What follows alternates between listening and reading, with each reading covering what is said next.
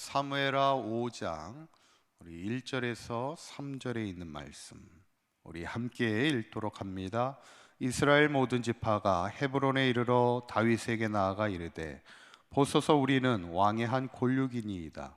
전에 곧 사울이 우리의 왕이 되었을 때에도 이스라엘을 거스려 출입하게 하신 분은 왕이시었고 여호와께서도 왕에게 말씀하시기를 내가 내 백성 이스라엘의 목자가 되며 내가 이스라엘의 주권자가 되리라 하셨나이다 하니라.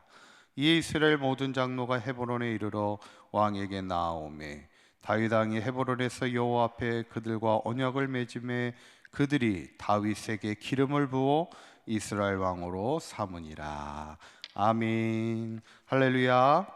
우리 지난 시간에 다윗의 집은 점점 강하여 가였지만 사울의 집은 점점 약하여 가면서 결국 이스라엘 지파의 군대 장관인 아브넬이 죽게 되고 또 이스라엘의 지파의 왕이었던 이스보셋마저도 암살을 당하면서 이스라엘은 점점 무너지게 되는 것을 보게 됩니다.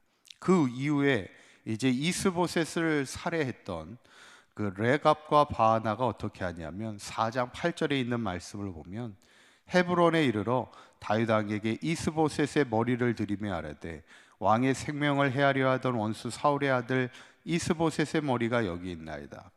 그 이스보셋의 머리를 가지고 다윗에게 온 겁니다. 그리고는 뭐라고 얘기하냐면 여호와께서 오늘 우리 주 대신 왕의 원수를 사울과 그의 자손에게 갚으셨습니다. 이렇게 이야기를 합니다. 어쩌면 이스보셋을 살해했던 레갑과 바하나는 어쩌면 다윗에게 이제 잘 보이려고 했던 거죠. 그리고는 어떻게 보면 어떤 보상이라도 받으려고 했던 어떻게 보면 기회주의자 같은 인생을 산 사람이 레갑과 바하나입니다.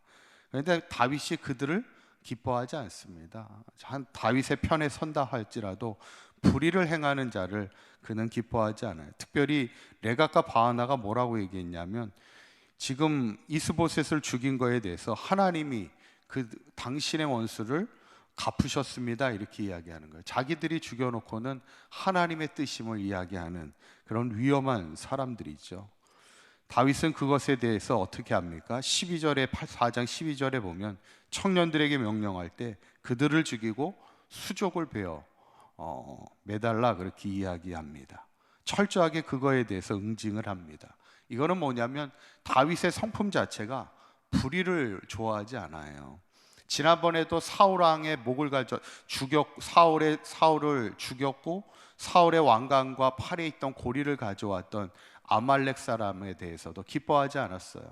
비록 자신을 죽이려 하는 사울이었지만 그를 하나님의 기름 부었던 왕을 죽이고 그에게 와서 자랑하며 이야기하는 아말렉 사람을 오히려 죽이라 명령하는 것을 보면 이 다윗의 성품 자체는 불의를 기뻐하지 않습니다. 오늘도 레갑과 바하나의 행동에 대해서 전혀 기뻐하지 않고 오히려 그들을 죽이라 명령하는 다윗의 성품을 보게 됩니다. 우리말에 어떤 말이 있냐면 뭐로 가도 서울만 가면 된다 이런 말이 있습니다. 이게 뭐냐면 어떤 수단이나 방법이 중요하지 않다는 거예요. 목적을 이루면 그게 오히려 중요하다는 건데 어떻게 보면 이거는 참 위험한 말입니다. 우리의 삶이 결과도 중요하지만 그 과정도 매우 중요합니다. 그래서 우리가 신앙의 길을 걸어간다는 것이 때로는 더딜지라도 어떤 것이 옳은 길인지 어떤 것이 바른 길인지 어떤 것이 의로운 길인지를 우리가 잘 판단해서 항상 모든 과정을 통해서도 하나님 앞에 영광이 돼야 되고 기쁨이 되는 그런 인생을 살아야 되죠. 이제 오늘 5장에 넘어가면 이제 이스라엘 지파의 아브넬도 죽고 이스보셋이 죽은 다음에는 이제 이스라엘의 지파의 장로들이 헤브론에 와서 이제 다윗을 왕으로 세우는 장면이 오늘 읽은 말씀입니다. 드디어 다윗이 이스라엘의 온 지파의 나라의 왕이 되는 역사적인 순간인데 그때 장로들이 와가지고 다윗에게 이렇게 이야기합니다. 5장 2절에 있는 말씀을 보니 한번 읽어볼까요? 시작.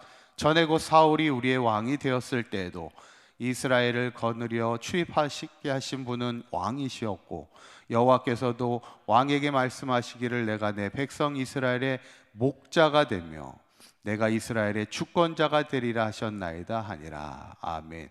지금 다윗에게 두 가지를 이야기하고 있어요. 당신이 이제 우리의 목자가 될 것이라는 거예요. 목자라는 게 뭐예요? 양을 돌보는 목자잖아요. 이제 다윗에게 부탁하는 겁니다. 뭘 부탁하냐면 목자처럼 백성들을 잘 돌보는 왕이 되어 달라는 얘기예요. 그리고 두 번째는 뭐라고 얘기했냐면 주권자라는 말, 이스라엘의 주권자가 되라 이렇게 얘기합니다. 주권자라는 말은 뭐냐면 이제 이스라엘 백성을 강력한 리더십을 통해 잘 이끌어 달라는 그런 권면의 말씀을 두 가지 하게 되죠. 그러면서 이제 다윗을 전체 이스라엘의 온 이스라엘의 왕으로 세워주게 되는 것을 보게 될 때, 그때 다윗의 나이가 몇 살이에요? 5장 4절에 있는 말씀을 보면 뭐라고 나오냐면 이렇게 나와요. 다윗의 나이가 몇 세예요? 30세의 왕이 올라요. 사실 상당히 빠르죠. 30세의 왕이 되었다는 것. 그리고 40년 동안 왕으로 등극을 하게 됩니다. 7년 반 동안은 헤브론 땅의 왕이 되었고 나머지 33년은 온 이스라엘의 왕이 되면서 40년을 왕으로 살았던 인물이 다윗입니다. 저는 오늘 이 본문을 보면서 이제 드디어 다윗이 하나님이 세우시는 왕의 자리에 오르게 되면서 우리가 느끼는 건 뭐냐면 하나님은 하나님의 때에 하나님의 사람을 반드시 사용하신다는 거예요. 한번 따라해 보실까요? 하나님은 때에 하나님의 사람을 반드시 사용하십니다. 지금 다윗의 인생이 그래요. 처음 다윗이 등극했을 때가 성경에 등장했을 때가 언제냐면 17살 소년 때 골리앗을 싸워 이겼던 그때 이제 처음 다윗이 등장합니다. 그리고 그때 이제 그 이후에 사무엘을 통하여 기름 부음을 받잖아요. 그런데 그때 바로 하나님이 다윗을 사용하지는 않아요. 10년 이상 동안을 고된 훈련의 시간을 갖습니다. 사울의 시기를 받아 도망자의 인생을 통해서 많은 어려움과 시련을 겪지만 그 시련의 과정이 뭐예요? 다윗을 다윗으로 만들게 하는 믿음의 연단의 시간이었고 그 시간을 통해서 다윗이 다윗으로 세워지는 정금 같은 믿음의 훈련의 시간이었고 이제 30이 되었을 때 하나님이 준비가 다 되었던 다윗을 이스라엘의 온 왕으로 세워지게 되는 것을 우리가 보면서 우리의 삶도 마찬가지라는 거예요. 때로는 시련의 시간도 있고 아픔의 시간도 있고 어려움의 시간이 있을지라도 반드시 우리가 기억할 것은 하나님이 우리를 믿음의 정금 같은 사람으로 우리를 날마다 훈련시키고 우리를 세워주시고 하나님의 때가 됐을 때 하나님의 부르심의 사명을 온전히 감당하는 믿음의 사람이 되기를 우리에게 원하시고 있음을 우리가 기억하면서 바라기는 오늘 다윗을 하나님께서 온 이스라엘의 왕이 되어 크게 사용하신 것처럼 바라기는 사강교회 모든 성도님들도 정금 같은 믿음의 사람으로 잘 준비된 만큼 하나님의 영광을 위하여 끝까지 쓰임받는 저와 여러분들의 삶이 되시기를 간절히 축원합니다. 기도하시겠습니다. 고맙고 감사하신 하나님, 오늘 다윗이 오랜 훈련의 시간 끝에 이제 온 이스라엘의 왕이 됨을 보게 됩니다. 하나님은 하나님의 때에 반드시 하나님의 사람을 사용하시는 줄 믿습니다.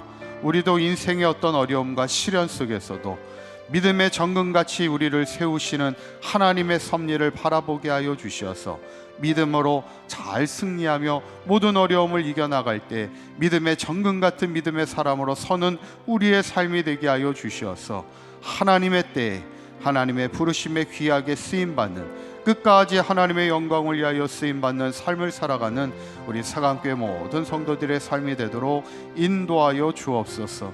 오늘 하루도 주님과 동행하는 복된 하루가 되게 하시고 오늘 하루도 어디에서 무엇을 하든지 하나님께 영광 돌리는 아름다운 삶을 살아가게 인도하여 주옵소서. 우리 주 예수 그리스도의 이름으로 기도하옵나이다. 아멘.